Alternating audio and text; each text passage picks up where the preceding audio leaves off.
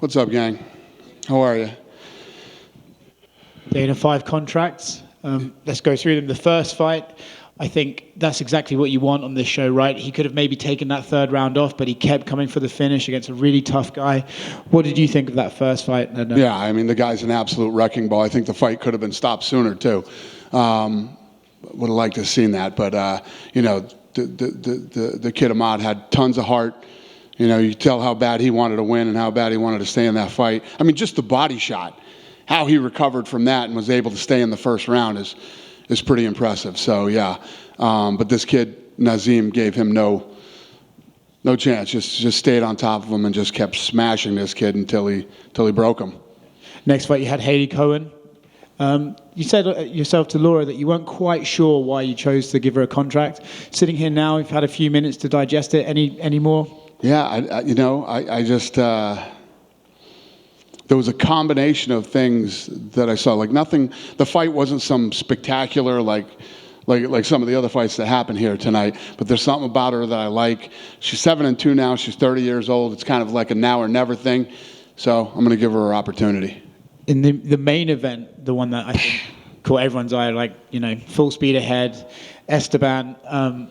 Just another savage lightweight for the division, right? Just another guy who likes to get in there and tear it up. 100%. I mean, the guy went right after him, and the other dude was like, "All right, you want to fucking throw down? Let's do it." They started going, and yeah, right up my alley. I love that shit. Yeah. Yeah. I mean, in terms of this night again compared to other Contender Series evenings, how would you rate this one if you gave it a letter grade? I know there's 5 contracts, but maybe Haley's fight wasn't the most exciting. Jose's was a bit sort of swung by his backstory. How would you rate tonight? Yeah, I mean, listen, when you come out of a show like tonight and you got a kid like Esteban that's 11-0 now and fights the way that he fights, the show was a huge success. And then we're not even talking about Claudio yet. You know what I mean? Yeah. Who also looked incredible tonight. His hands are so fast. You know, when that kid came out of that spinning back fist, he saw it and was right there. Not only did he land that coming out of the spinning back fist, caught him on the way down too. That's how fast and accurate that dude is. So super impressed with him. And obviously, Jose, his interview got him the contract tonight. Yeah. That's it. The fight was weird. He beat a 10-0 kid, came here the second time, laid out. It's easy to sit up here and fucking yap about what, this and that and all this other stuff. You don't know where half these kids come from or what they go through or what it took for them to be here tonight. Well, he laid it out. He got me. He got me. I said, you know what? All right. I'm going to give this kid the opportunity. The rest is up to him. So I just told him when I saw him out there, good luck, kid. I hope you win a world title, and I hope all your other shit clears up, and this is you're getting the opportunity. Is this make the most of it. Are you going soft in your old age? Probably. Is this another reason why it's important for you to go in blind, right? 100%. You don't want to hear those stories ahead of time. Nope. I don't want to hear anything. I don't want to know anything. I don't want to know that this kid came from Longo and Sarah. I don't want to hear that this kid's from these guys. And I even try not to even look on the corners and see who they're with. You know what I mean? I don't even want to know. All I want to know is right here, right now. And then I don't even listen to all the interviews. I listen to some of them. I literally just happened to put the headphones on for this kid's interview, because the fight was weird, but he beat a guy that was 10-0 and has a lot of heat, He's been here before as well, right? 100%. He's been here before, second chance. I just happened to throw those headphones on and listen to his interview, and I was like, all right. All the other fighters are going to be looking at... Look at what I'll show you. So on every fight, I write notes on what I saw and what I think. Oh, wow. Right? I write notes on every single page. Look at what I put on this one. Big fat question mark. And then down toward the bottom, I said, Story just won the contract. So, yeah. Kid's 27, 14-7, and he's going to get us. When's the last time you saw us sign somebody that was 14-7? Yeah, it doesn't happen. Maybe a guy 14-7 gets on The Ultimate Fighter or something like that. That's it. Or maybe a guy 14-7 would have a shot. Not even true. So I'm giving this kid the opportunity. Let's see what he does with it. Outside of tonight, obviously, you just had that great show in San Diego, another sellout for you guys. There's a couple of great fights on there, but the one that I was most drawn to was the fight between the two Yasmins. Yes. I thought that was like a great fight, and I think it's one of those ones where you watch two women that you think, oh, we're going to see these girls again and again. It's like the new era. That was a glimpse into the future on Saturday night. That's what that was. 20 and 23 years old, those two. And the technique, the fucking savagery in both of those girls, and the heart and the will to win, and I loved everything about that fight. And Saturday night was a great. It felt like a pay-per-view card, it really did. It was awesome. Speaking of pay-per-views, you've got Kamaru and Leon this Saturday. Would you agree that Leon's skill set, the fact he's good at sort of everything, means he's the sort of guy who Kamaru could slip up on if he's not coming into this fight focused 100%? Absolutely. And the thing that you got to remember with some of these guys, and Edwards being one of them, is this is his second shot at, maybe, you watch tape on him, you watched him fight before, whatever. Well, now you've actually been in there and fought him. You know what the holes were in your game and why you lost, and that's what you get to specifically work on to face Kamaru again. And I think that's what makes Kamaru so great, and why he wins on Saturday night. He should start being talked about with the greats, the Anderson Silvas and the John Joneses, because these guys have had two shots at him. Everybody, including Colby Covington, who, whatever you think about Colby Covington, whatever you want to say about him, if Kamaru Usman does not exist, Colby Covington is the champion and dominates that division. If Kamaru does win, he's talked about going up to 205, which is obviously a massive jump. But then in the pay-per-view after, you got Khamzat versus Nate Diaz. Is it fair to say if Khamzat wins that fight, he'll get the title shot? It's fair. I don't ever do that shit, but yeah, it's fair to say if he wins, that's the fight to make. He's already beat everybody twice in the top, whatever. So, that makes sense. You know what doesn't make sense? 205. But you know what? Look what the guy's done. He said, I want to go fight at 205. What am I going to do? What am I going to tell him, right? Why would you not give him the opportunity? It's a bit too early to say this, right? But say Kamaru wins and then Khamzat beats Nate Diaz in what's probably going to be a massive fight. How big would a fight between Kamaru and Khamzat be at this point? Huge. Yeah, it's huge, especially if he wins the Nate fight. Absolutely. Thanks, Dana. Which, by the way, I did a bunch of media today, and everybody's counting Nate Diaz out. These are the kind of stories. It's almost like you were just saying to me earlier. It's like people are counting Leon Edwards out. You can't count anybody. Look at what happened here tonight with some of the underdogs. In this sport, man, you never know what's going to happen. Anything is possible. Well, if Nate gets that victory, do you guys revisit and say, Nate, do you want to come back, or do you just let that be one and done? I have no idea. I mean, we'll see how this thing plays out. Again, I can see where some people are like, Dana, don't ever change, but you listened to the stories tonight afterwards, and that's what got Jose Johnson signed. Do you think you're going to make a point to try to listen to more stories afterwards? Well, I know you're busy. You don't get I don't know. I don't know.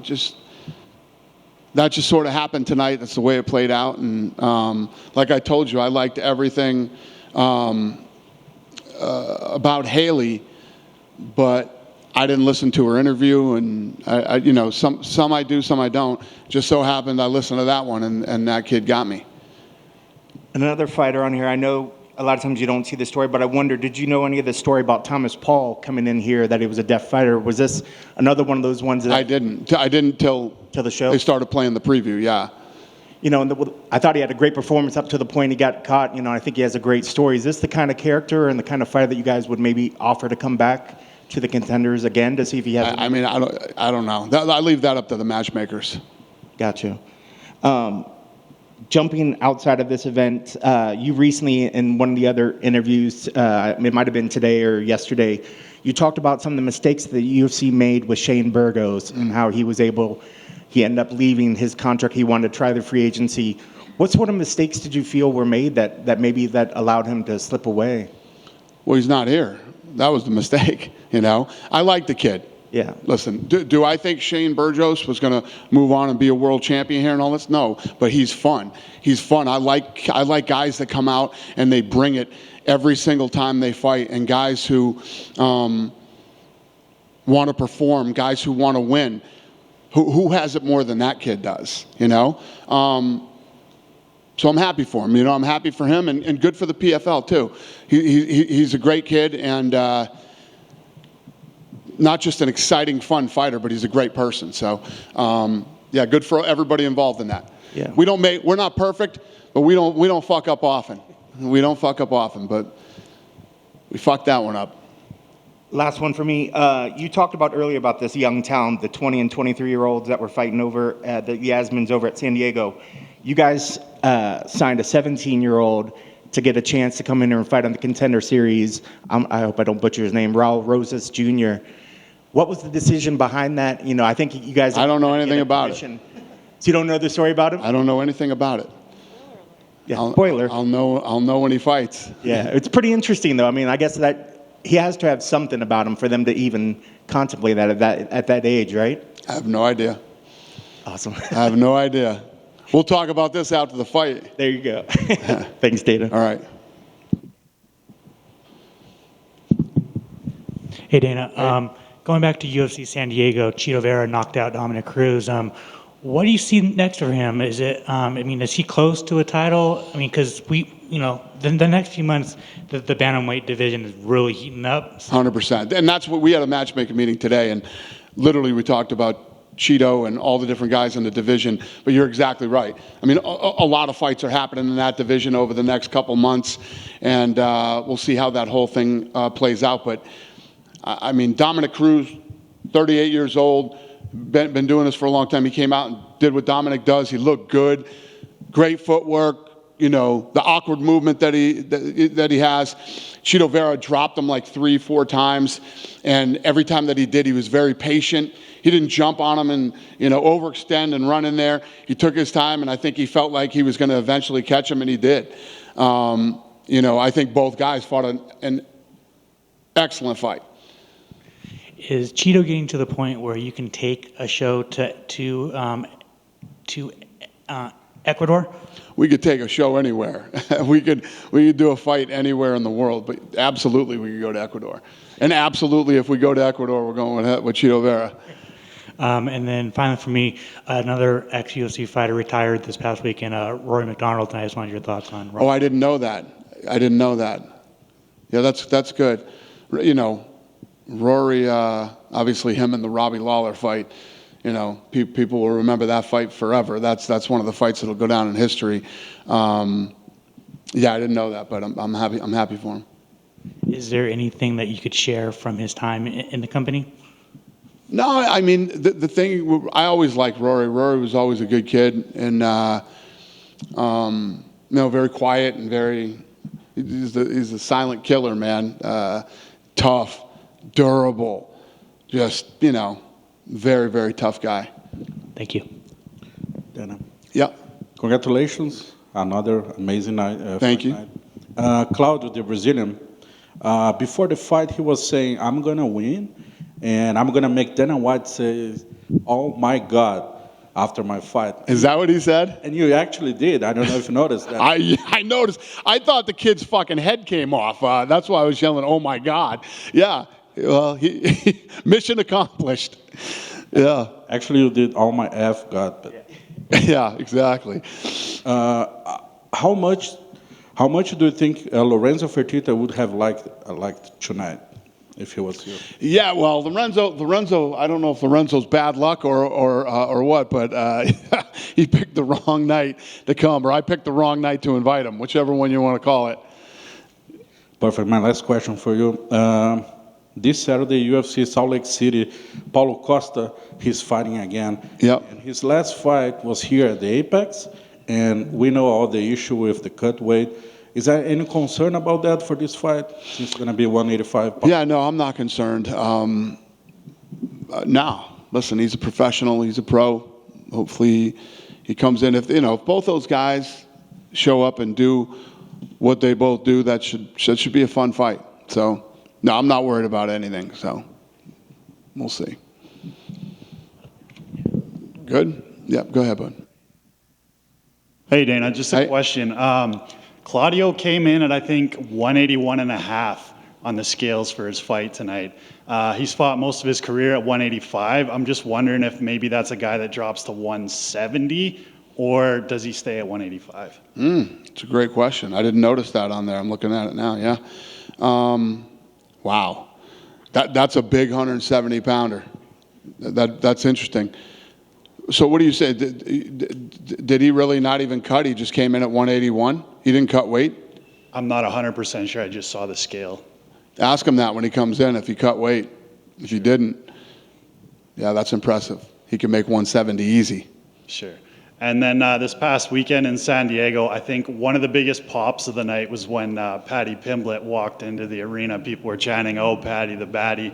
I'm just wondering, when you signed him, did you expect him to have this big of an impact? Yeah, I think that we knew that he was right there on the cusp of being a big star. You never know how somebody's really going to come over, until it happens. But yeah, we knew that he was going to be big. And he was talking about possibly fighting in December. Yeah, I like it. All right. He's going to have to lose some weight.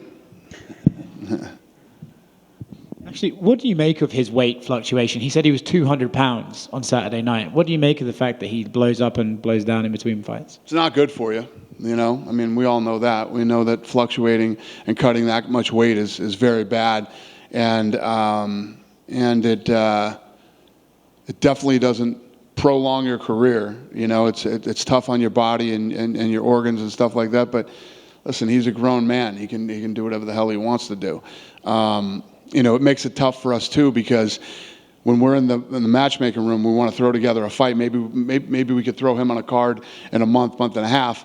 It hurts us too. We have to be very specific when we plan fights for him, because he's nowhere near close to weight. And what you don't want to do is put that kind of pressure on him to cut that much weight in that short amount of time. So. Is that the sort of thing as well, that if you did do that and then he missed weight, you could imagine the crazy backlash about it, right? Like, oh, you blew up so much and then you missed weight. You don't want that to happen to him either, right? I really don't give a shit about backlash, but I care more about him and his health and safety than backlash. Do you ever have do you think you'll one day have a conversation with him about, like, okay, you're now getting older? That's none of my business, man. That's all up to him. If this guy, likes food, listen, he's preaching to the preacher over here. I like food too, so I get it. Get him on Fuck It Friday. Yeah, exactly. But yeah, no, that's totally up to him, man. It's his life, it's his career, it's his body. He can do whatever he wants. Dan, a follow-up. UFC 279 just a couple weeks away. Are you planning on throwing another fight on that, another big fight on that card? Which card? For UFC 279? Yeah. Thank you. Yes. We're working on that today. We're going to throw a few more fights, not one. Yeah, it's going to be a good card. And super quick, Dana, you got 2 weeks out from the Boxing Hall of Fame. I know you were involved before and for Vinny Paciencia. Anything going on that you're working with the Boxing Hall of Fame? No, I'm not involved in that at all. Thank you, sir. Thank you. You guys done with me? Go ahead, brother. Just finally here. Just curious, how many times has happened that you go to the cage and greet a couple of fighters, like what happened between the Jasmines? Very, very few. Very few. I was so blown away by that fight, and yeah, I had to go over and tell them both how incredibly badass they are and how blown away I was by their performance, and it's very rare that I do it. I go up there and put the belts on when the belts, but I stay out of it, and everybody does their thing. And if I want to talk to somebody, I usually talk to them in the back. I'll go grab somebody in the back or whatever. But that one had me fucking running over to the stairs to, it was awesome. Jasmine has been labeled as the female Brandon Moreno. She used to train with him. So you see that? You see that charm, that heart in her? Well, yeah. I mean, she's awesome. But what blows me away is the level that those two are at 20 and 23 years old. Both of those women fighting at that level. I mean, you're not even in your prime till you're 27, 28 in the fight business, What are those two girls going to look like in fucking, 5-6 years? It's awesome. I'm a huge fan of both of them right now. People were like, there was a lot of criticism of having two girls on her debut fight in the third fight of the card. You prove them wrong with that? Huh? We always prove the dummies wrong that talk shit on the. I posted If You Don't Know, and people were like, oh, this is a C-level fucking... Shut the fuck up. What do any of you know about fighting? Shut up. Just sit on the couch, shut the fuck up, and watch, okay? That's what you do. Other than that, it's fucking crap. 22 years we've been doing this, and, you know, it's always the cards that everybody starts shitting on. Oh, this one's blah, blah, blah, blah, blah. Yeah, okay. When was the last time we had a card that you were like, oh, this was fucking terrible? Years. It's been years. And these kids come out and fight their asses off, man. So when I got to listen to these fucking idiots on social media, it's just fucking, oh my God. Have a great night.